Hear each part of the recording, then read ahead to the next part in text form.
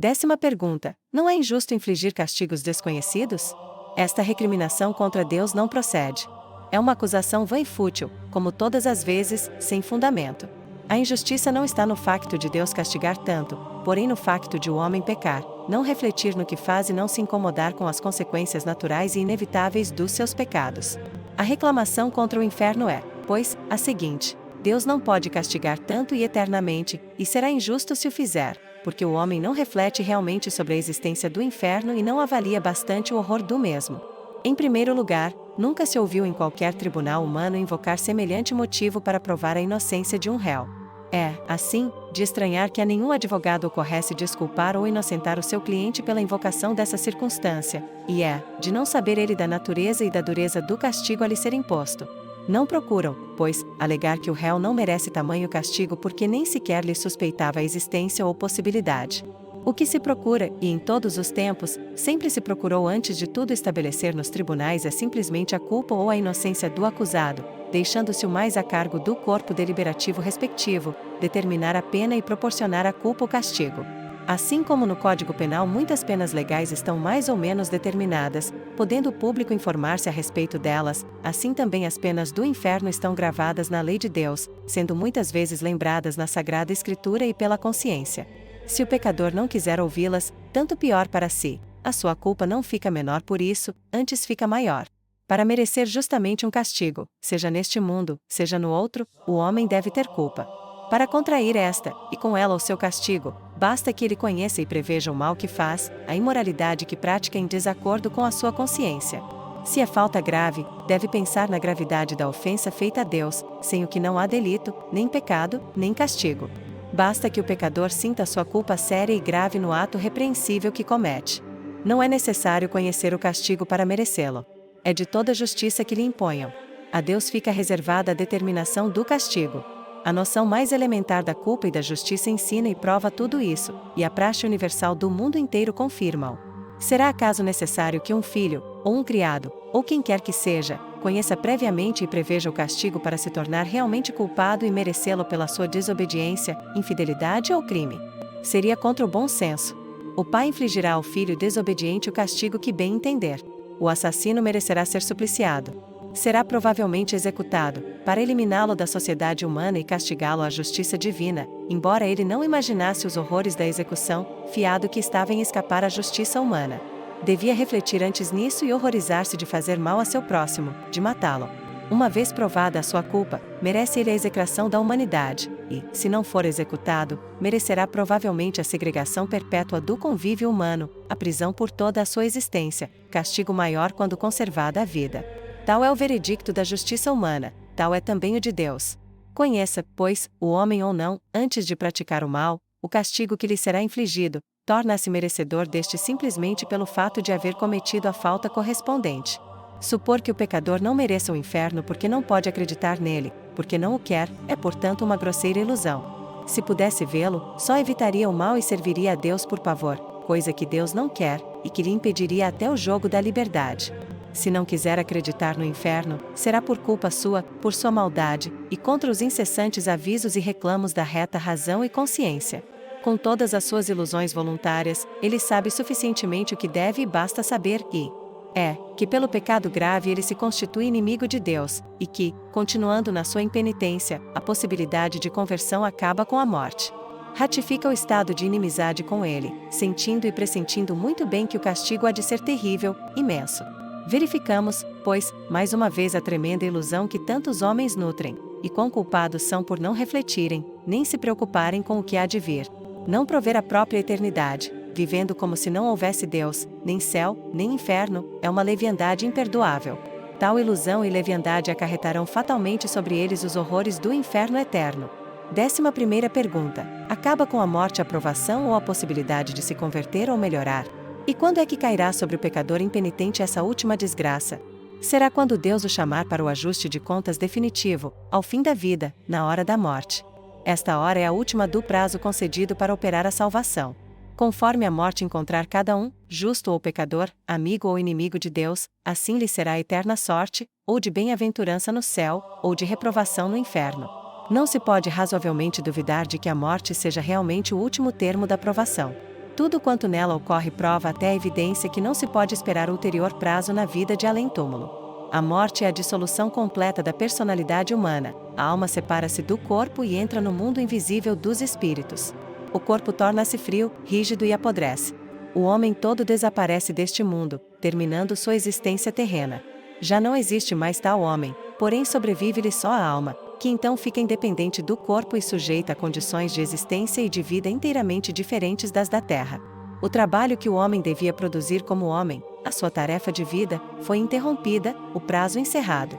Assim como a morte é o último termo da vida física humana, assim também é o último termo da vida moral, para efeito da eterna recompensa ou do eterno castigo. Nada mais claro, nada mais certo. Entretanto, há pessoas que imaginam outras possibilidades post-mortem, que depois da morte ainda seja possível nos purificarmos das nódoas dos pecados graves. Não há dúvida que podem imaginar-se tais purificações, o que resta, porém, saber é se existem fundamentos para elas. Não os há, são meras fantasias e quimeras, muito prejudiciais aliás. Essa é a doutrina dos espíritas, a da reencarnação das almas, como meio de purificação, antes da entrada final no céu. Para eles, a alma pecadora tem que passar por transformações sucessivas, encarnando-se sucessivamente num e noutro corpo, até melhorar e tornar-se digna da companhia de Deus. Por este artifício singular, sem base nenhuma, quereriam eles esquivar-se ao inferno eterno, longe, porém, de prevalecer contra este, que nem por isso se torna nem menos verdadeiro nem menos terrível no seu fogo misterioso. Tal doutrina absurda ergue-se na melhor garantia de se vir a cair nele. É uma invenção gratuita, sem base e sem prova, mero artifício diabólico para engodar as criaturas. Suponhamos, para argumentar, que a reencarnação seja possível.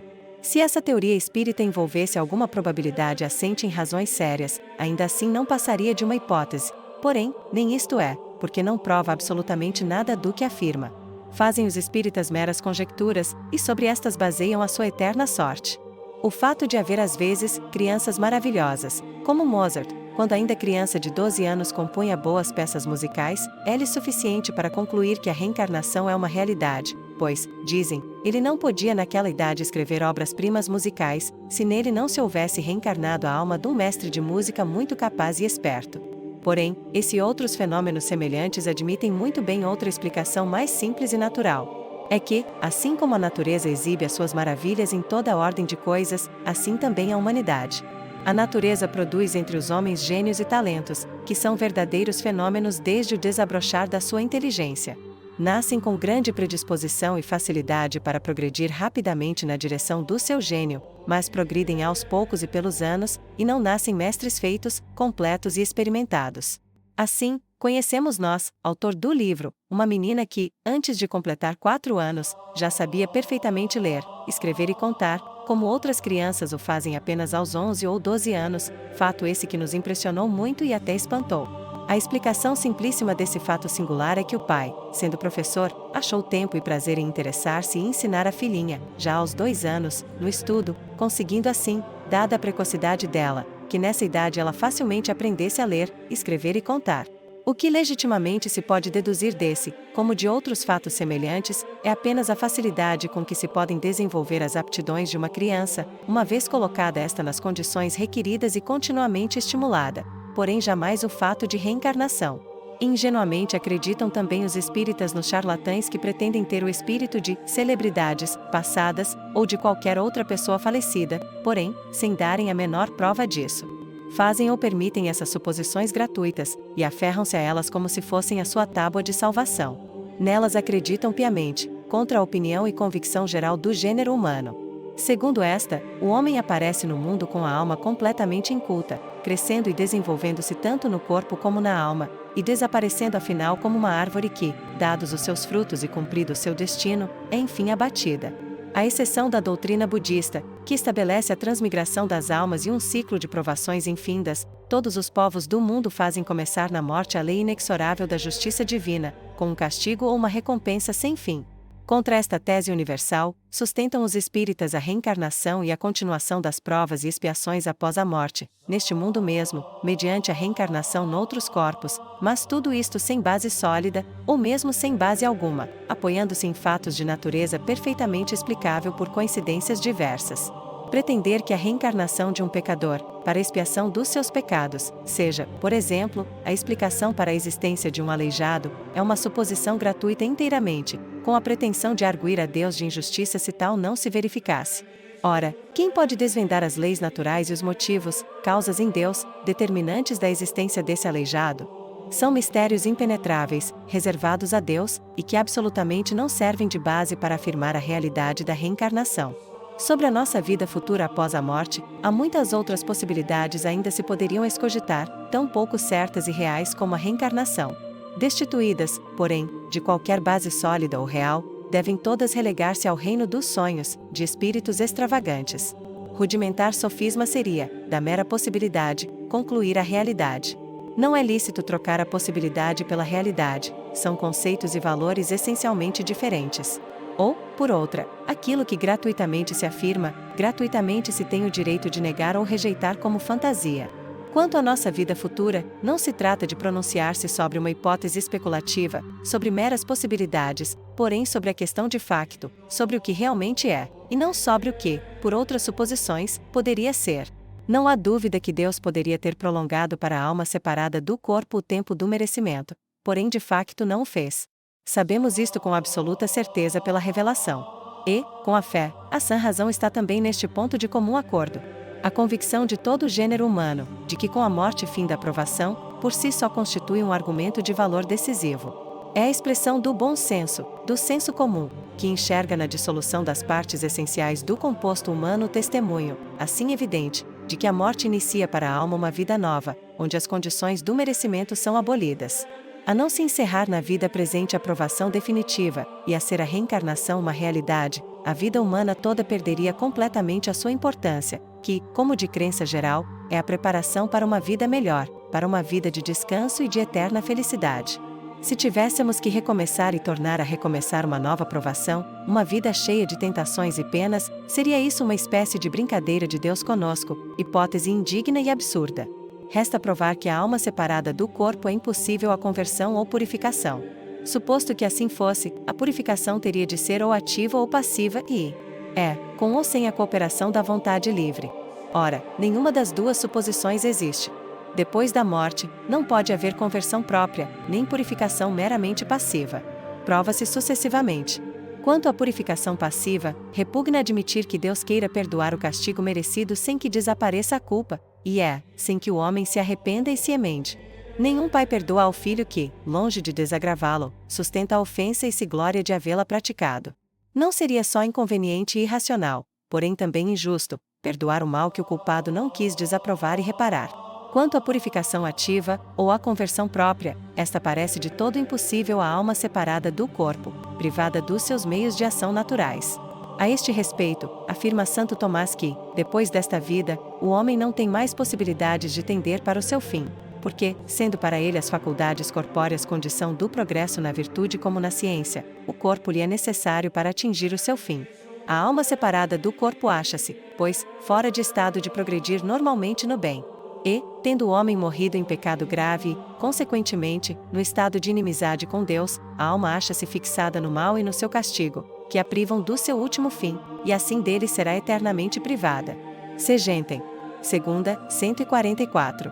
Com efeito, concebe-se dificilmente que a alma, privada dos seus meios de ação naturais, dos instrumentos indispensáveis para agir normalmente, possa continuar a aumentar os seus méritos e reparar o mal cometido. Seria preciso imaginarem-se condições morais novas para um novo modo de existência. Assim, se os deveres atuais são feitos para homens, dirigem-se ao composto humano inteiro, seria preciso que Deus criasse novas leis e novos deveres adaptados ao novo estado da alma sem o corpo, do qual nada sabemos. Ficaria, porém, sempre uma máxima incoerência e contradição, o saber, as faltas cometidas pelo homem não seriam reparadas pelo mesmo homem. Se é de todo impossível que a alma separada do corpo se converta e repare o mal cometido até fora do fogo e dos mais terríveis castigos após a morte, mais impossível será a conversão da alma acometida por tantos sofrimentos, por lhe faltar então a condição primária e indispensável para isso, a liberdade. Reconhecesse no mundo inteiro o fato de um grande medo tolher a liberdade. Reconhecesse, pelo costume universalmente vigente, que, provado o medo grave, este anula até os contratos. Se a liberdade é tolhida pela ação do fogo terrestre, incomparavelmente mais o será pelo fogo do inferno. Assim como o homem lançado numa fogueira procura instintivamente salvar-se das labaredas consumidoras, assim também o réprobo, mal sentir o fogo aceso pela ira de Deus, só poderá agir sob a impressão e sob o peso desse castigo imenso. Se porventura ele pudesse sair do inferno, pelo arrependimento, quem não vê que esse arrependimento seria forçado, motivado diretamente pela imensidade da dor? Teria o mesmo valor que o arrependimento do forçado que padece o castigo dos seus crimes. Resolvendo ele então servir a Deus, seria o caso do indivíduo constrangido ao serviço pelo açoite. Tal serviço Deus não o quer. No fogo eterno, portanto, não pode mais haver liberdade, e, por conseguinte, não pode haver arrependimento proveitoso, nem conversão aceita por Deus. Assim como pela morte o corpo fica imóvel e rígido, assim a vontade, pela morte, fica imobilizada e como que eternizada no bem ou no mal. Conforme cai a árvore, assim fica. O réprobo quer sempre e necessariamente o mal que fez, diz São Bernardo. O mal e ele são agora inseparáveis, a vontade fica endurecida no mal, o pecado inseparavelmente inerente à alma. O réprobo fica, por isso, sendo como que um pecado vivo, permanente, imutável, eterno. Assim como os bem-aventurados no céu, vendo a Deus, amam-no necessariamente, assim também os réprobos, não o vendo senão nos castigos da sua justiça, odeiam-no necessariamente. Escusado dizer que semelhante perversidade está longe de ser uma conversão. A perversidade imutável, a uma vontade fixada eternamente no mal, corresponde justissimamente no inferno o castigo imutável, eterno. Quarto prova. Sexta, o inferno é necessário porque o pecado grave repugna absolutamente a infinita santidade e justiça de Deus. Sumário. Em virtude da sua santidade, Deus odeia o pecado grave infinitamente, e tem que persegui-lo, enquanto ele existir no pecador, até no inferno, caso o pecador continue impenitente. Página 151. Se Deus não castigasse o pecado grave no inferno, dar-se-iam 5 contradições contra a sua santidade e justiça infinitas. Primeira contradição: inconsequência de Deus consigo mesmo, não castigando o pecado grave, e parecendo assim menos justo do que santo. Página 153. Segunda contradição: deixaria Deus de atender à diferença essencial entre o bem e o mal, parecendo assim ser ele menos santo do que realmente é. Página 153.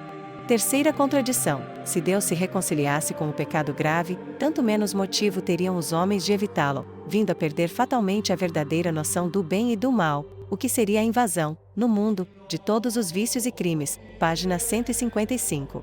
Quarta contradição: a não haver inferno, faltaria no mundo o estímulo suficiente para a prática da virtude. Página 156. Sendo os homens muito mais sensíveis ao castigo do que a qualquer recompensa, só o castigo do inferno garante suficientemente a Deus a prática das virtudes. Página 158. Quinta contradição: sem o inferno eterno, a justiça de Deus se converteria em injustiça para com os santos e para com seu próprio Filho. Página 160. Conclusão: só na certeza da existência do inferno é que se podem admitir os demais mistérios da religião. O castigo suficiente pela recusa do homem a reconhecer tantos benefícios, sacrifícios e desvelos de Deus, e corresponder-lhes, só pode ser o inferno eterno. Página 161. O inferno é necessário para castigar o pecado grave, por causa do ódio infinito que lhe vota a santidade de Deus. O pecado grave repugna infinitamente tanto a justiça quanto a santidade de Deus, ambas as quais são por ele gravemente ofendidas e vilipendiadas. Concebe-se que o pecado afete e contraria em primeiro lugar a santidade de Deus. É ela a razão mais profunda pela qual Deus não tolera o pecado. Supondo que a justiça pudesse e quisesse desistir do sumo castigo do inferno, que diria a santidade? Resistiria absoluta e infinitamente, sentindo horror e ódio irreprimível contra a abominação do pecado. Com efeito, sendo Deus a suma santidade, não pode deixar de odiar com todo o seu poder divino o pecado grave. Em virtude dessa mesma santidade, ele ama o bem e odeia o mal infinitamente. O pecado repugna-lhe a natureza divina, revolta-a e aborrece-a supremamente. Deste ódio só se pode fazer uma fraca ideia, e por comparações. Quanto um pai ilustrado, brioso e amoroso não sente a infâmia, a injustiça de um filho. Quanto uma mãe carinhosa não sente um crime cometido por seu filho. Ora, Deus odeia o pecado mortal com ódio incomparavelmente maior do que todos os ódios terrenos juntos, odeia-o infinitamente. O seu ódio ao pecado é implacável, intransigente, irreconciliável, eterno. Enquanto o pecado grave existir numa pessoa, Deus tem a esta horror e aversão infinitos. A única atitude só possível para com o pecador impenitente é essa. Nunca poderá modificá-la. Só quando o homem mudar de intenção para com aquilo que Deus tanto odeia nele, é que Deus também mudará de atitude para com ele. Se o pecador não mudar, Deus continuará a persegui-lo com seu pecado, e terá de persegui-lo implacavelmente. A infinita santidade obriga então Deus a persegui-lo com sua justiça infinita. Se Deus não castigasse esse pecado grave no inferno, ocorreriam 5 inconsequências inadmissíveis, ou 5 contradições com a santidade e justiça de Deus. Primeira, seria uma absoluta inconsequência, uma perpétua contradição de Deus consigo mesmo. Se para o pecado grave não houvesse inferno, Deus não o castigaria então na medida em que a sua santidade é por ele ofendida e lesada. Seria uma falta de justiça não o punir devidamente, e não usar para isto dos meios à sua disposição. Seria supor que Deus não é tão justo quanto é santo. Esta falta colocaria a Deus em perpétua contradição consigo mesmo, provando ele uma luta perpétua, da justiça contra a santidade e vice-versa. Tal incoerência, perdoável às vezes entre os homens, não seria sequer concebível em Deus. Os homens podem não perceber ou esquecer a abominação, mas Deus não. Sendo isto impossível, Deus nunca poderá pactuar com o pecado grave, deixando-o sem o castigo devido, o inferno, ilimitado na sua duração. Segunda inconsequência seria a seguinte: não castigando com o inferno eterno o pecado grave. Deus deixaria desaparecer em suas manifestações externas a diferença essencial entre o bem e o mal. Sendo o vício e a virtude distanciados essencial, absoluta e infinitamente, também o resultado que produzem, o castigo como o prêmio, devem permanecer sempre distanciados e irreconciliáveis. Se o inferno um dia findasse e os réprobos entrassem no céu, desapareceria a distinção absoluta entre o bem e o mal, vindo a confundir-se eternamente no céu os santos e os ímpios. Já não valeria a pena praticar a virtude para chegar ao céu, ou valeria o mesmo praticar o mal ou o bem, para se virem afinal a gozar eternamente as mesmas regalias, recompensas, alegrias. A virtude seria frustrada, desacreditada. Ora, o ímpio mais estúpido reconhece a diferença completa, absoluta, essencialmente contraditória, entre o bem e o mal, entre o vício e a virtude. Deus, portanto, tem que afirmar e confirmar essa diferença categórica. Se não houvesse inferno, haveria que admitir em Deus uma grosseira falta ou imperfeição de inteligência, de vontade e consciência, pois ele inverteria os conceitos e valores essenciais do bem e do mal, não mais os distinguindo. Levaria isso fatalmente a supor que Deus é menos santo. Se ele não punisse o pecado grave enquanto este existir, devida e eternamente, se deixasse um só dia de puni-lo e se reconciliasse com ele, mostraria não haver sido por ele tão desgostado e ofendido quanto a sua santidade infinita autoriza a crer, e deste modo o pecado não se revelaria tamanha ofensa a ele. Ora, sendo o pecado grave o que realmente é, e sendo Deus infinitamente justo e santo, seria uma inconsequência e contradição infinita de sua parte não o castigar consequentemente no inferno. Deixando sem o devido castigo o pecado, Deus se comprometeria totalmente perante os homens, daria de si má aparência, inculcando-se pouco cioso da sua honra e glória, pouco sensível e pouco brioso, contrariamente aos homens, que assim pareceriam nesse ponto superiores a Deus. Sim, Deus não pode deixar de vingar devidamente a desconsideração, o desprezo da sua majestade infinita, pois não o permitem a sua santidade e justiça. Terceira inconsequência: os homens perderiam a verdadeira noção do bem e do mal, a diferença essencial entre o vício e a virtude, confundindo-os. Já que o inferno é o único meio capaz de fazer compreender eficazmente aos homens essa diferença, o fato de não ser imposto significaria que Deus não se importa com os pecados e vícios dos homens. Qual seria a consequência lógica? Os homens certamente haveriam de pensar que eles muito menos deveriam ligar importância ao pecado. Seria a invasão do mundo por todos os crimes e vícios. Da parte de Deus, seria a destruição da sua própria obra, a ruína da boa ordem. E com tudo isso nem se poderia mais falar em perdição, pois todos os homens, por piores e mais imorais que fossem, haveriam necessariamente de salvar-se. Absurdo. O inferno é, pois, necessário como garantia segura contra essas consequências desastrosas, como patenteamento aos homens da diferença absoluta entre o bem e o mal, entre o vício e a virtude. Quarta inconsequência: não haver inferno, faltaria ao mundo o estímulo suficiente para a prática da virtude. Há duas grandes necessidades no mundo: a glorificação de Deus, fim último de toda a criação, e a salvação humana, o meio mais apto e mais precioso para a glorificação de Deus. Só há uma grande necessidade no mundo: a glorificação de Deus pela salvação humana. O meio mais indispensável e glorioso para essa dupla necessidade é a prática das virtudes cristãs e sociais. Estas são o ornamento da humanidade, a beleza moral das almas. São elas as flores perfumosas e os frutos deliciosos que ele quer ver e contemplar prazerosamente no seu jardim, na terra. Claro é que Deus quer atingir o mais perfeitamente possível o escopo de sua obra. Não se pode ele dar por satisfeito com a simples prática das virtudes essenciais e indispensáveis para o homem salvar-se, ou pela sua simples conversão no fim da vida. Não se pode ele dar por satisfeito com a simples prática das virtudes essenciais e indispensáveis para o homem salvar-se, ou pela sua simples conversão no fim da vida. Ele quer que todos sejam santos, como ele próprio é santo. Quer, portanto, que todos sejam cheios de virtudes, na maior medida possível. São, pois, os verdadeiros santos que lhe agradam e que mais o glorificam, sendo eles em verdade os maiores expoentes do ideal da perfectibilidade humana, as maiores glórias da humanidade. A prática de maiores virtudes não se recomenda somente para mais plenamente realizar o fim da vida humana, mas também para garantir melhor a própria salvação. Seria um jogo muito arriscado querer alguém contentar-se com o estrito necessário, só com a prática das virtudes absolutamente indispensáveis. Deus, na sua infinita sabedoria, anexou a sua glorificação à nossa salvação, fazendo uma dependente da outra, garantindo uma pela outra e fazendo uma redundar em proveito da outra. Quanto mais se trabalha para a sua glória pela prática das virtudes, tanto se assegurará a própria salvação. Obter maior garantia de salvação foi sempre para os santos um estímulo poderoso no sentido de ainda mais trabalharem para a glória de Deus. Ora, suprimindo o inferno, não haveria mais no mundo estímulo suficiente para a prática da virtude. Ao determinar o fim da criação, Deus colocou-lhe ao lado a garantia suficiente e indispensável contra a sua frustração, o inferno. Exigindo dos homens que evitem o pecado e o vício, que pratiquem a virtude, é evidente a necessidade de que Deus realize as necessárias condições disso, de modo que os homens tenham a necessária força moral sobre si. Com este intuito, Deus criou e propôs aos homens um prêmio tão soberanamente grande e digno, que fosse eficaz para contê-los e levá-los a praticar até heroicamente qualquer virtude, a fim de merecê-lo. É o céu esse prêmio, o céu tão maravilhosamente grande e magnificente, que encantou um sem número de pessoas, dispostas por isto a sacrificarem inteiramente os interesses da terra aos da eternidade. Porque, na realidade, muitíssimos não querem saber do céu nem da prática da virtude em busca dos prazeres do mundo. Por isso Deus criou o inferno para refreá-los e para reduzi-los à ordem e à prática da virtude, dando-lhes mais um motivo e estímulo fortíssimo para isso.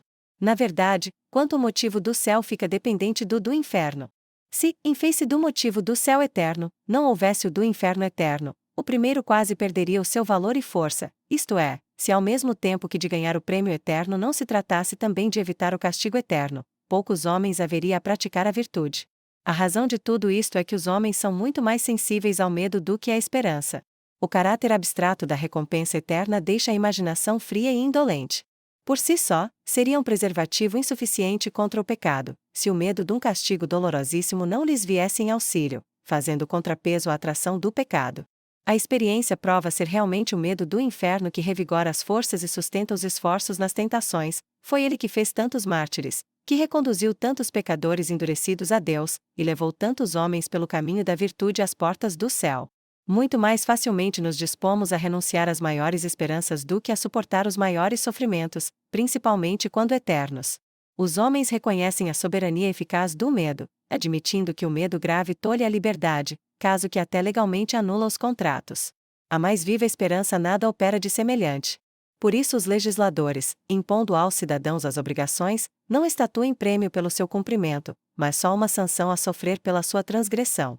Por esta dupla razão a sabedoria divina fica perfeitamente justificada pela criação do inferno como punição do não cumprimento dos deveres. Quinta em consequência, sem inferno eterno, a justiça de Deus se converteria em verdadeira injustiça, e admitiria na religião os maiores absurdos. Deus exige de todos obediência à sua lei, e os santos lhe obedeceram com toda fidelidade e com os maiores sacrifícios. Se não houvesse inferno, os maus, entrando no céu, ficariam equiparados aos santos. Que injustiça! Poderiam eles com razão dizer a Deus: protestamos. Fomos tolos servindo-vos, se o céu é para todos. Ficariam assim lado a lado o assassino e sua vítima, o caluniador e o caluniado, o roubador e o roubado, etc. A Imaculada Conceição ao lado de mulheres sem honra. Seria isso justiça divina? Ademais, se não houvesse inferno, a Santíssima Paixão de Nosso Senhor teria sido supérflua, uma crueldade de Deus Padre para com seu divino Filho. Este, então, não nos devia salvar com os seus atrozes sofrimentos. Do purgatório nós nos libertamos, questão de tempo, cada um conforme o seu prazo, expirado este, subiremos para o céu. Que crueldade a do pai para com seu filho, fazendo sofrer tanto sem necessidade.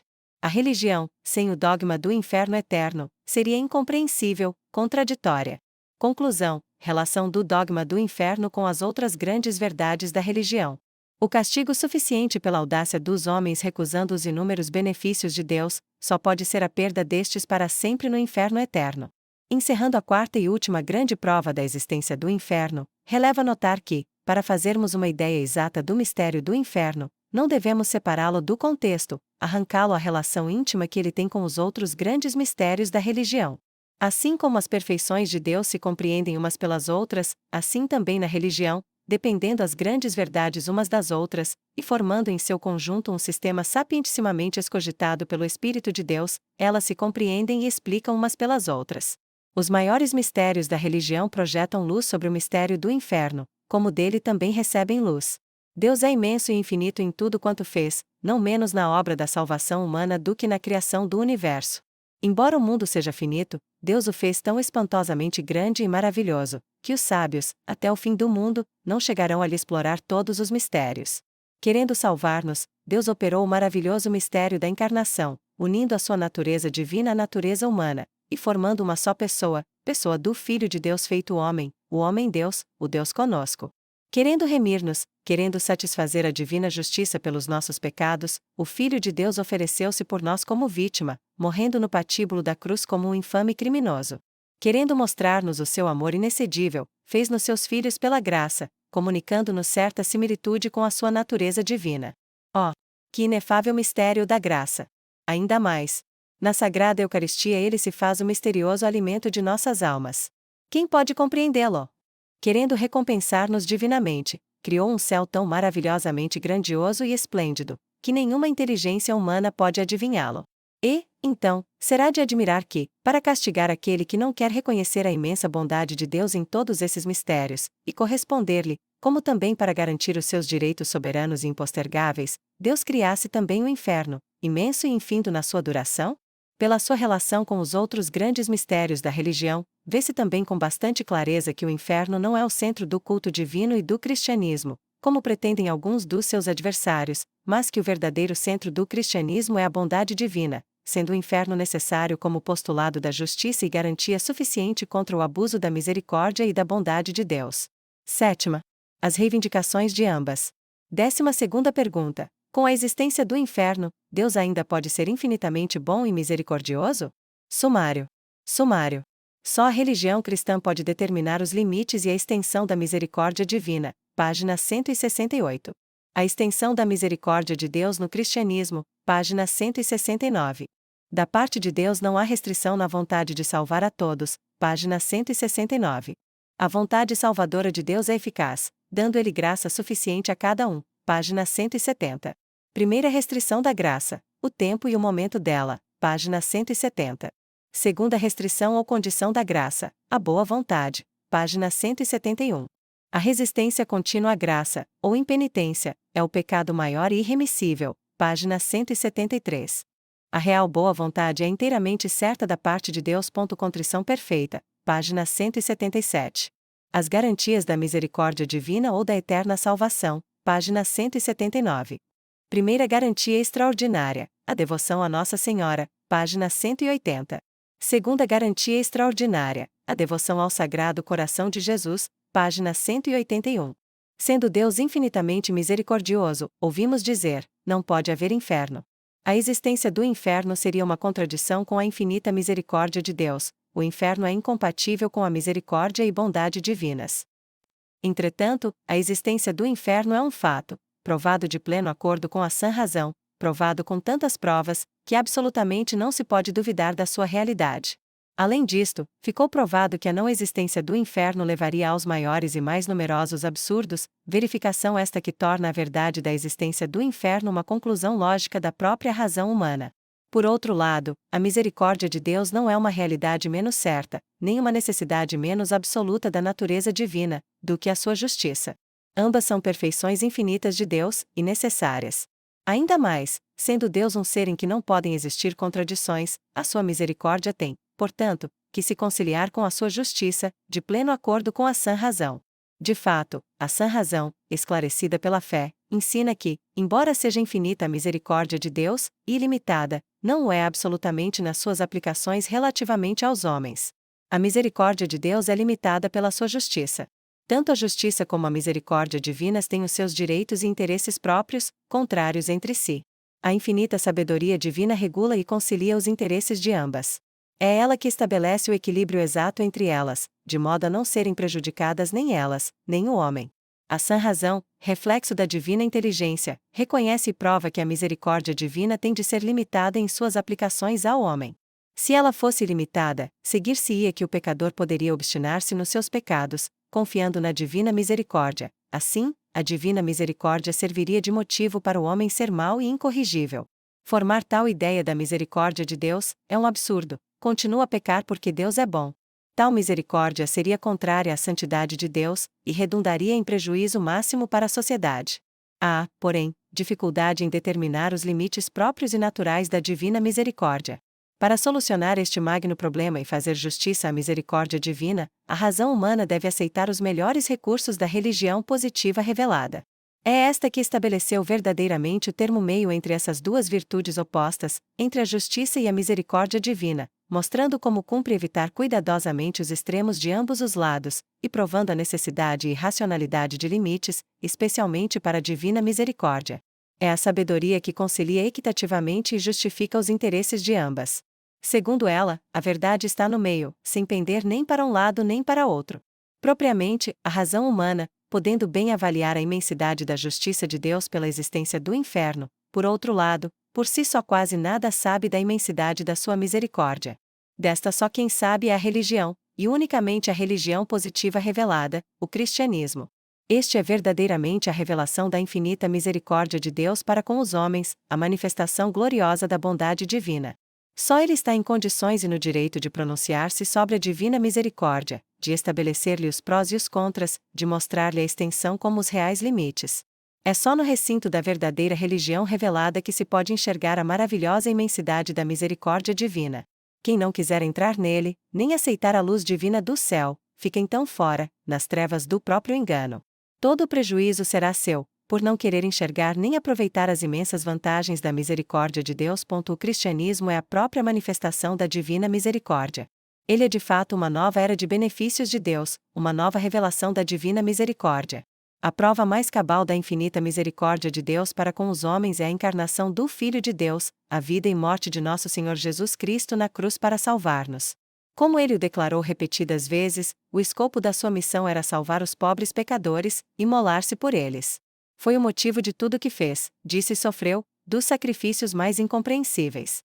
Não continuando visível à disposição de cada pecador que surgisse durante os séculos, Jesus Cristo fundou a Igreja, como substituta e como continuadora da sua obra, multiplicando-se nos sacerdotes, tornando assim ainda mais fácil a cada pecador converter-se. Com todo o direito exclamou ele: que mais podia eu fazer a minha vinha e não fiz? Isaías capítulo 5, versículo 4. Por tudo quanto Deus nosso Senhor fez pelos pobres pecadores, provou ser imensa, ilimitada, infinita a divina misericórdia. Se a justiça de Deus é formidável nos castigos do inferno, a bondade e a misericórdia de Deus não deixam de ser incomensuráveis. Vejamos, porém, que esses limites naturais da divina misericórdia, guardemo-nos de transgredi-los, de modo a não termos que sentir um dia os rigores da divina justiça. A primeira verificação a fazer é que a vontade de Deus de salvar-nos é irrestrita, ainda que não seja absoluta e incondicional. Quer isto dizer que Deus tem para cada um de nós toda boa vontade para efeito da nossa salvação, sem sombra sequer de má vontade para quem quer que seja. Deus tem infinita compaixão de todos os pecadores e desejo insuperável de salvá-los a todos. De sua parte, esta vontade não tem restrição, tanto que a afirmou ele até por juramento, de modo formal e solene: juro por minha vida, assim declarou pela boca do profeta Ezequiel, capítulo 33, versículo 11, que não quero a morte do ímpio, e não simplesmente pecador, mas que se converta e viva. Essa vontade de Deus de salvar a todos é eficaz, faz tudo o que razoavelmente pôde fazer para salvá-los, oferecendo a graça necessária, luz e força suficientes para o pecador converter-se e salvar-se. Porém, essa vontade de Deus de salvar a cada um com o auxílio da sua graça não é incondicional e absoluta. Se o fosse, importaria em violência, na destruição da vontade humana. Se o fosse, todos se salvariam infalivelmente, por força do querer divino, mesmo contra a vontade deles. Isto constituiria uma contradição de Deus consigo mesmo, seria contra a sua santidade e justiça, uma vez que ele fez a salvação dependente da vontade e cooperação do homem, de modo que ela seja obra comum de ambos, de Deus e do homem. Para salvar-se, deve o homem ter boa vontade em tudo quanto Deus lhe exigir sob preceito grave, e quando lhe oferecer ele a graça necessária. Essa é a dupla condição a ser realizada por todo aquele que queira salvar-se. A boa vontade do homem torna a graça de Deus eficaz pela cooperação livre e espontânea. A primeira condição e restrição da vontade salvadora de Deus, da graça e da salvação, é pois a boa vontade do homem. A segunda é a colaboração deste com a graça, no tempo e no momento em que a Deus aprouver conceder-lhe. Sendo Deus Senhor das suas graças, dons e benefícios, claro é que nós homens não podemos dispor deles a nosso talante, conforme o nosso beneplácito, mas sim conforme Ele quiser e quando quiser. O tempo da graça e da misericórdia é a vida presente. Nesta vida reina, triunfal, prevalece incomparavelmente a misericórdia. Lembremos a este respeito as palavras maravilhosas de nosso Senhor a Soror Benigna Consolata Ferreiro: Eu sou o Deus de toda misericórdia. Nada desejo tanto como usar sempre da misericórdia. Para mim, usar de justiça é andar contra a corrente, é preciso fazer-me violência. A porta da minha misericórdia não está fechada à chave, está só encostada, por pouco que se lhe toque, ela se abre. Mesmo uma criança pequena pôde abri-la, até um velho que perdeu as forças. No entanto, a porta da minha justiça está fechada à chave, só a abro a quem me força a abri-la, pois jamais a abro espontaneamente. Eis aí as normas encantadoras do Sagrado Coração de Jesus. A vida de além-túmulo é a vida da justiça, e da justiça rigorosa, tanto no céu como no inferno. Cada um receberá o que tiver merecido. Enquanto durar o tempo da misericórdia, é preciso aproveitá-lo.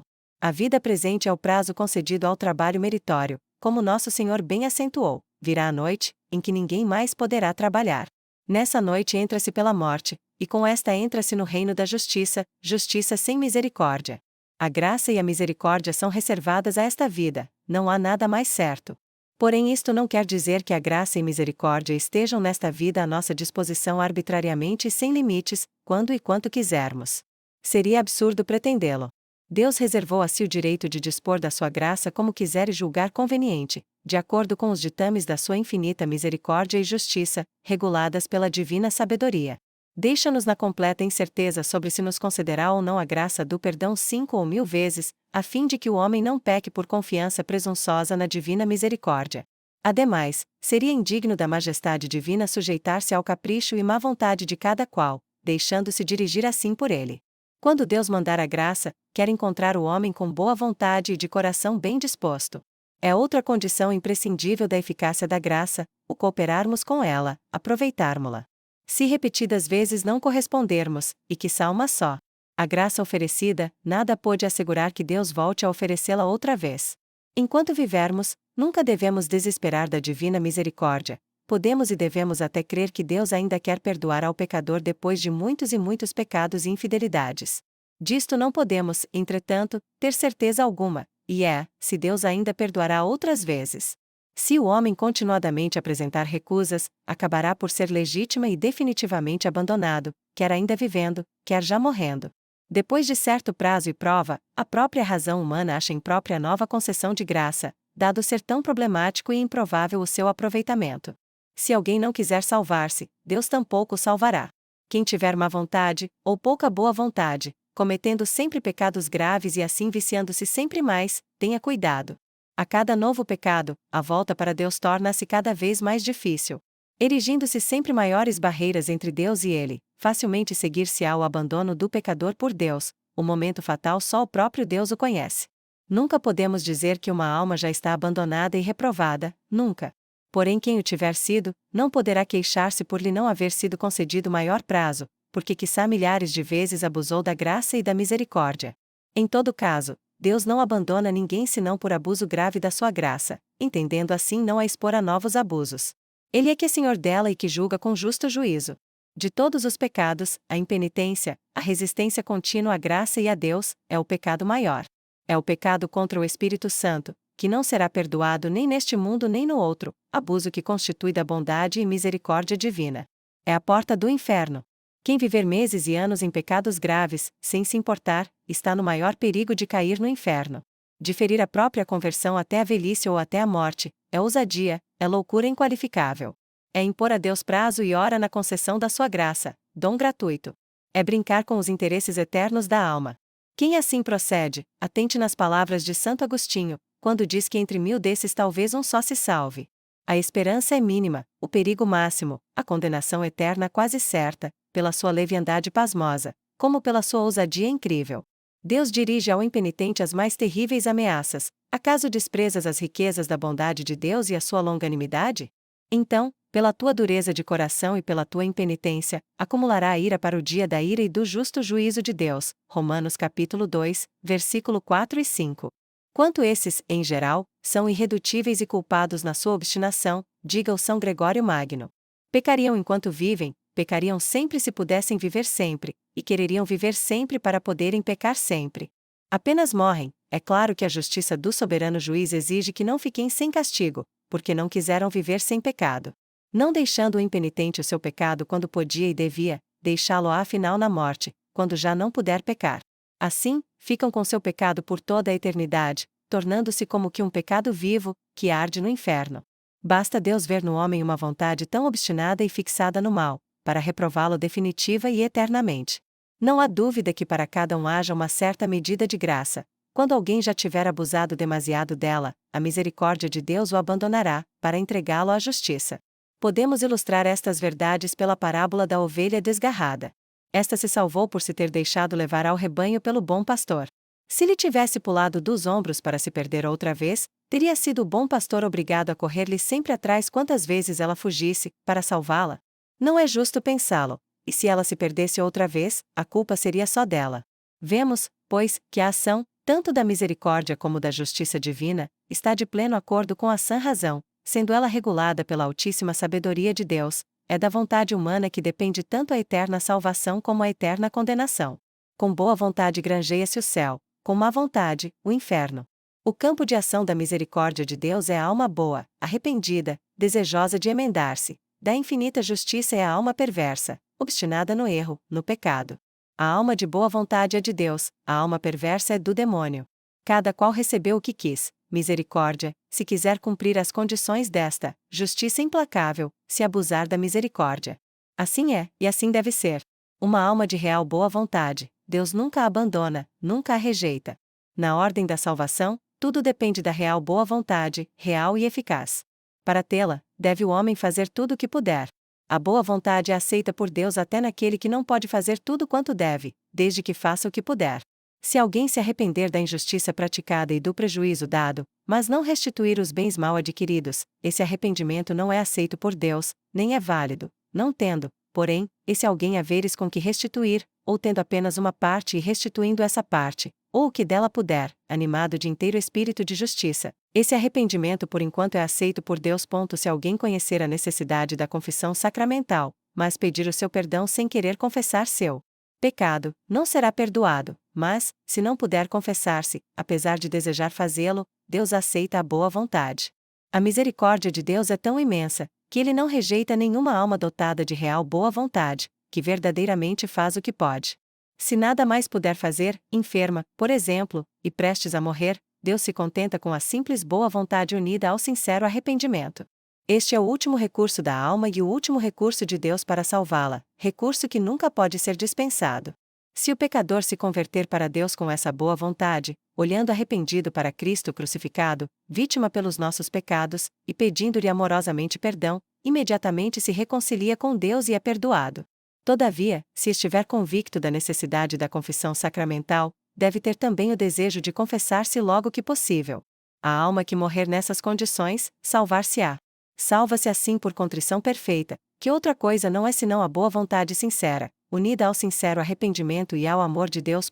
No último perigo de vida, na iminência do naufrágio definitivo, a contrição perfeita é a âncora do céu, que segura a alma de boa vontade, é o salva-vidas para o céu. É pela contrição perfeita, o mais importante ato de toda a religião, que Deus salva no último risco de vida milhares e milhares de almas de boa vontade, chamando-as a si, de todos os confins do mundo, e unindo-se a elas para sempre. É a misericórdia incomensurável, infinita, de Deus para com os pecadores. Deus nunca abandona uma alma de boa vontade, divisando nela ainda alguma boa vontade, ó. Quanto ele luta ainda para salvá-la das garras do demônio, e sobretudo em perigo de morte. É coisa verdadeiramente tocante a descrição feita pelos santos dessa luta das mais dolorosas consequências. Na justiça de Deus devemos ter sempre absoluta confiança. Na sua infinita misericórdia, porém, podemos ter toda confiança enquanto tivermos boa vontade. Não nos abandonando a nós mesmos, e não abandonando a Deus primeiro, Deus nunca nos abandona. Entretanto, ninguém deve confiar demais nos seus bons sentimentos, iludindo-se a si próprio. Podendo, sendo-lhe dado tempo e ocasião, o pecador deverá retroceder tanto quanto tiver progredido no mal, desfazendo o que fez, reparando o prejuízo dado, reformando os vícios contraídos, endireitando tudo. São exigências imprescindíveis de Deus. A misericórdia de Deus e a salvação são garantidas só às almas de real boa vontade. A boa vontade humana e a infinita misericórdia de Deus são as garantias fundamentais da salvação. Alcançamos graça e misericórdia de Deus cumprindo todos os nossos deveres, usando bem dos sacramentos e pedindo-as a Deus. A graça da perseverança final ou da salvação, graça que é a maior das graças, deve ser pedida sempre a Deus. Esses são os meios ordinários da graça e misericórdia de Deus, que nos fornecem as garantias essenciais da salvação. Além dessas, há outras garantias de salvação, extraordinárias e preciosíssimas, que a infinita misericórdia divina nos granjeou, multiplicando assim divinamente os meios e garantias de salvação. São a devoção a Nossa Senhora e ao Sagrado Coração de Jesus. Reconhecidamente, a devoção filial a Nossa Senhora é penhor seguro de salvação e predestinação. Dispensamo-nos de toda prova, sendo essa, como é, uma verdade universalmente reconhecida, incontestável e incontestada. Quiséramos fazer notar apenas o que se deve fazer para alcançar essa garantia preciosa de salvação. É preciso amar e venerar Nossa Senhora sincera e filialmente como Mãe de Deus e nossa Mãe espiritual. Deve-se, assim, invocá-la e venerá-la ao menos mediante algumas orações afetuosas e constantes, ou trazendo consigo algum distintivo de filho seu. Como tal, temos à nossa disposição o Santo Escapulário, distinguido com certos favores e privilégios, que o constituem armadura segura contra os ataques dos inimigos infernais. Temos mais o Santo Rosário, como arma poderosíssima contra o inferno e penhor de predestinação. No século XV, 250 anos depois de instituída essa oração para assustar o progresso da impiedade e a invasão do protestantismo e do maometismo, Nossa Senhora prometeu ao bem-aventurado Alano da Rocha: a todos os que recitarem o meu rosário, prometo a minha proteção. Todos os que se me recomendam por ele jamais se condenarão eternamente. Razão pela qual essa oração excelente é tão cultivada, tendo operado grandes conversões, a salvação e santificação de muitíssimas almas. Quem não tiver o hábito e o ânimo de rezar sempre o rosário, ou mais comumente o terço, ainda não deve desesperar. Nossa Senhora pede até muito menos para lhe dispensar a sua proteção e lhe assegurar a salvação. Ela própria recomendou a Santa Mechilde, como meio de alcançar a graça da perseverança final ou de uma boa morte, a recitação de 3 Ave-Marias 2 vezes ao dia, de manhã e à noite. A fidelidade diária a esta pequenina devoção parece o menos que se possa fazer para merecer da parte de Nossa Senhora mais uma garantia de salvação eterna. Da parte de Nossa Senhora, essa exigência insignificante é a melhor prova do seu supremo esforço para salvar até os mais desanimados dos pecadores. O último esforço de Nosso Senhor, e o último recurso admirável que ele pôs à disposição dos pobres pecadores para se salvarem, consiste na devoção ao seu Sagrado Coração, e propriamente no exercício das 9 primeiras sextas-feiras do mês, seguidas, fazendo-se nelas a comunhão reparadora. No seu excesso de amor e misericórdia para com os homens, Nosso Senhor prometeu a quem praticar esse santo exercício não deixá-lo morrer na sua inimizade.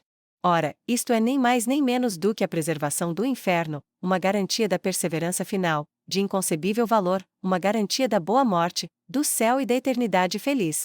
Bendigamos a Deus, bendigamos a excessiva misericórdia do Sagrado Coração de Jesus, que multiplicou tanto as facilidades de nos salvarmos, para contrabalançar as facilidades de nos perdermos, que, criando o inferno eterno para subjugar a rebeldia humana, também deu grandes e abundantes garantias contra ele, mormente na devoção ao seu Sagrado Coração.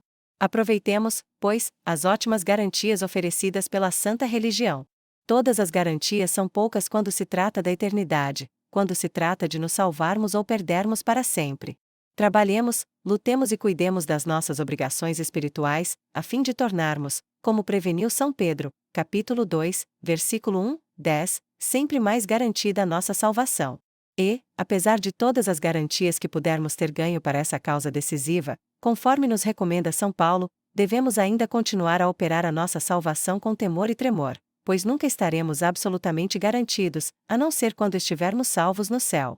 Assim, o pensamento do inferno produzirá em nós o devido resultado, preservando-nos de toda leviandade, descuido, brincadeira com Deus e com as coisas santas, enfim, de todo abuso da graça. Este pensamento será sempre para nós um bom conselheiro, de grande autoridade, obrigando-nos a nos mantermos perante Deus em nosso lugar, com o devido respeito, e como convém a uma pobre criatura. Longe, pois, de ser a existência do inferno contraditória com a bondade divina, é a melhor defesa dos interesses dessa mesma bondade, o meio indispensável de nos tornar sempre mais dignos dos seus favores. Oitava, o valor das provas da existência do inferno. Lançando um olhar retrospectivo sobre tudo o que foi dito em favor da existência do inferno, vemos que a argumentação se compõe de provas convincentes e apodíticas, que não permitem negar que ela está de pleno acordo com a nossa sã razão.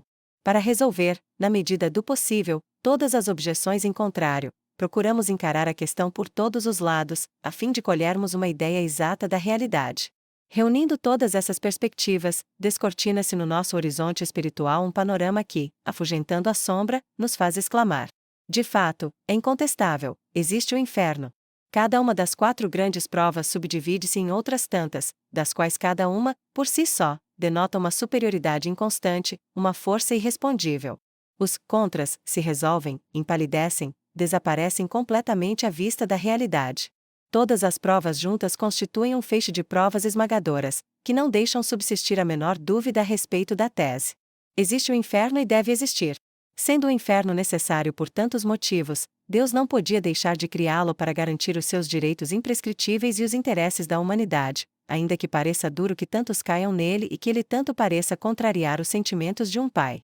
Não há dúvida que Deus o lamenta, e fez, e faz, tudo para preservar os homens desse castigo tremendo, aplicado àqueles para quem foram inúteis os esforços da sua misericórdia.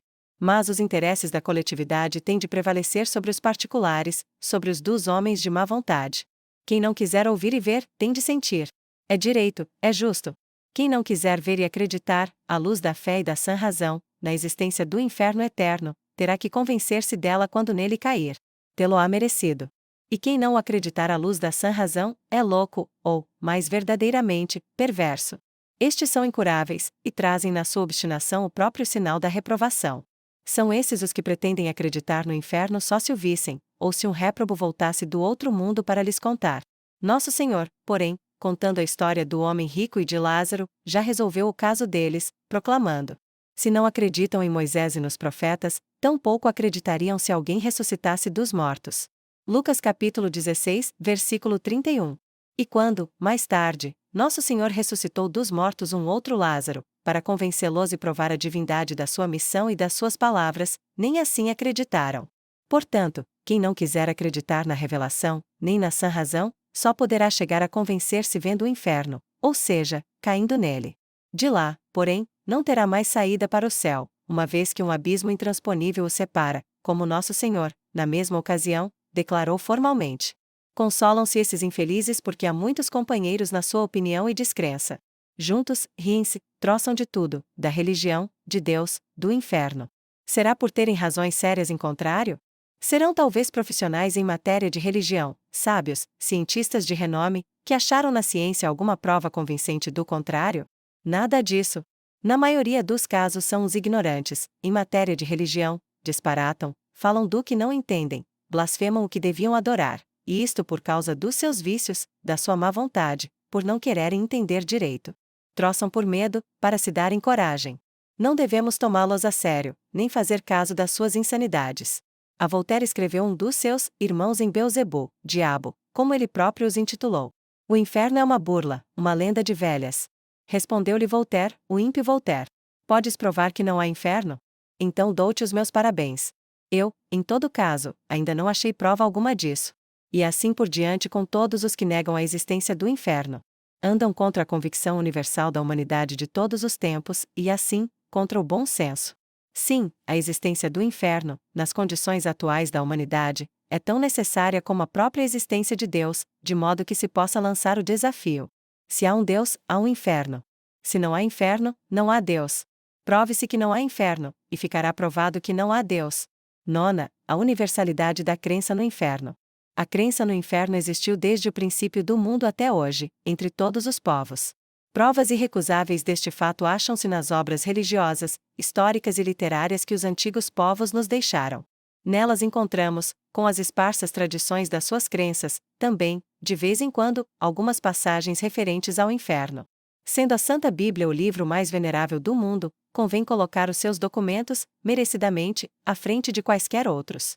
Não se consideram aqui os textos respectivos do Antigo Testamento senão sob o ponto de vista puramente histórico, o que é suficiente para o escopo que visamos. Se as mais das vezes não se encontra neles o nome, inferno, com todas as letras, ao menos é encontrado em termos equivalentes. Faz-se menção só daqueles tópicos que indiscutivelmente exprimem a eternidade das penas, sendo eles por si mesmos suficientes e compreensíveis, dispensando ulterior comentário. Assim, serão melhor destacados e verificados. Já no primeiro livro da Bíblia, o Pentateuco de Moisés, escrito pelos 1600 anos antes da era cristã, encontramos o primeiro texto de indiscutível valor. Conforme o Deuteronômio, capítulo 32, versículo 22, Deus fez saber a Moisés: o fogo acendeu-se na minha cólera, e os ardores penetraram até as profundezas do inferno, e queimará a terra com os seus produtos, e abrasará os fundamentos das montanhas.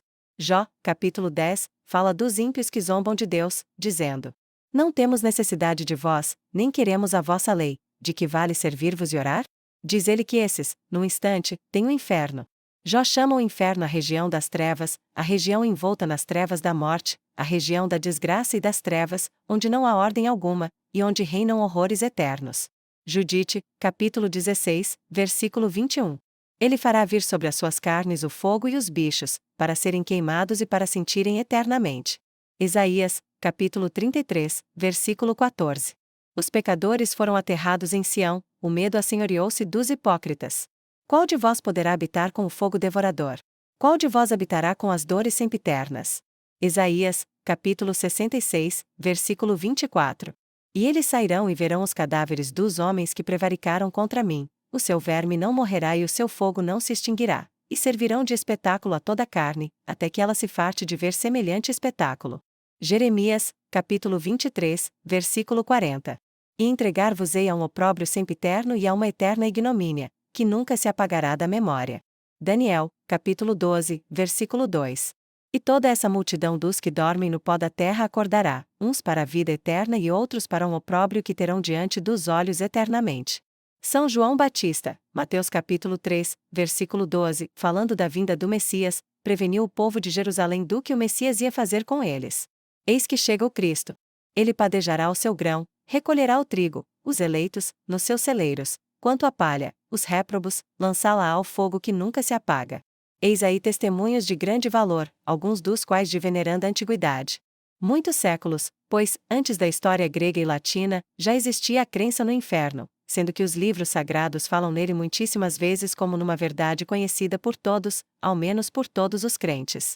Também os antigos pagãos, em particular os gregos e os romanos, acreditavam na existência do inferno com os seus tormentos cruéis. Disso nos deixaram documentos os seus literatos, que chamam ao lugar do suplício eterno, Tártaro. Os espíritos mais adiantados da antiguidade, os poetas, todos ensinaram e descreveram o Tártaro: Homero, Orfeu, Hesíodo, Museu, Lino, Horácio, Ovídio, Virgílio, Sêneca, etc. Sócrates, citado por seu discípulo Platão, Gorgias, diz: os ímpios que desprezarem as leis sagradas serão precipitados no Tártaro, para nunca saírem dele, e sofrerem nele tormentos horríveis e eternos. O grande Platão refere-se à sua opinião do modo seguinte: deve-se dar crédito às tradições antigas e sagradas, que ensinam que, depois desta vida, a alma será julgada e punida severamente, se não viveu como devia. Ainda Platão, em Gorgias: os maiores criminosos, cuja alma perversa merece ser incurável, são reduzidos a servir de espantalho, e os castigos que os atormentam, sem curá-los, só são úteis às testemunhas da sua espantosa e dolorosa eternidade. Ainda Platão, no livro das Leis: as almas que cometeram crimes maiores, são destinadas às profundezas do abismo chamado Tártaro, ou de nome parecido. Jovem, tal é o juízo dos deuses que habitam o céu, os deuses que tu imaginas que não se ocupam de ti. Os bons serão reunidos aos bons, e os maus, às almas dos maus. Igualmente falam da mesma convicção geral. Aristóteles, o portento da filosofia antiga. Cícero, o portento da oratória romana, e outros. Orígenes, no começo do cristianismo, na sua obra contra Celso. Celso era filósofo pagão, inimigo ardoroso do cristianismo, refere haver este escrito. Os cristãos têm razão de pensar que os que vivem santamente serão recompensados depois da morte, e que os maus terão que sofrer suplícios eternos. Aliás, este sentimento lhes é comum com todo o mundo. A crença no inferno era, pois, na antiguidade, uma crença universal e incontestada. Esse fato histórico foi reconhecido por Bailey, o primeiro filósofo cético. Seu colega no voltairianismo e na impiedade, o inglês Bolingbroke, reconhece, em Bolingbroke's Works, volume V, página 237, a mesma verdade, dizendo: a doutrina de um estado futuro de recompensa e de castigo parece perder-se nas sombras da antiguidade, precedendo tudo o que sabemos ao certo. Mal começamos a desenredar o caos da história antiga, achamos essa crença de maneira a mais sólida, no espírito das primeiras nações que conhecemos. Voltaire, Additions à l'Histoire Générale, confessa a mesma verdade. A opinião da existência tanto de um purgatório quanto de um inferno é da mais remota antiguidade. O mesmo Voltaire, citado nas letras de Quelques Juiz, diz mais explicitamente ainda: desde esse tempo, dos assírios, caldeus e egípcios, encontramos as mesmas crenças entre os gregos e romanos, e, numa palavra, em todas as nações do mundo. Todo o mundo, pois, poetas e filósofos, reis e súditos, homens civilizados e bárbaros, todos, até mesmo antes do cristianismo, aceitavam a existência do inferno eterno. Verdade terrível, no entanto, que o mundo inteiro tinha interesse em rejeitar. Qual, então, a conclusão que, com todo direito, podemos e devemos tirar do fato universal dessa crença que a humanidade toda adotava, até mesmo antes do cristianismo? Esta, que a existência do inferno é uma realidade, uma verdade de bom senso, que não pode ser negada, sob pena de se repudiar o senso comum da humanidade, e de se faltar imperdoavelmente à lógica. Recorramos aos filósofos Cícero e Joubert para salientar o valor do argumento tirado do senso comum, capaz de proporcionar certeza absoluta da verdade. Joubert, Penseis, Essais et Maximes, texto 1º, página 318, assim se exprime. Desde que um raciocínio ataque o instinto e a prática universal, pode ser difícil refutá-lo, mas certissimamente é enganador e falso. Tem, pois, ainda o seu direito o velho axioma do senso comum: a existência do inferno está também, por seu lado, soberanamente provada. Realmente, seria uma monstruosa ousadia, verdadeiro desatino, pretender ainda que não haja inferno, e querer arrancar do coração humano a convicção da existência dele, como o infeliz Lucrécio aconselhou no seu tempo. Lucrécio, in de Natura Rerum, livro 1º e 3º, assim disse: já não se tem mais repouso, é impossível dormir tranquilamente. Por quê? Porque se teme, depois desta vida, penas eternas, e por causa desse medo, nenhum mortal pode ser feliz. É preciso, a todo custo, arrancar do coração humano essa apreensão e desterrá-la do universo para sempre, porque ela perturba toda a paz do gênero humano, e não permite gozar de sossego, alegria ou prazer. Vão furor, que pode apenas sacudir, mas nunca quebrar, essa corrente da justiça eterna, que conserva o mundo em seus eixos, obrigando os homens a observarem as leis.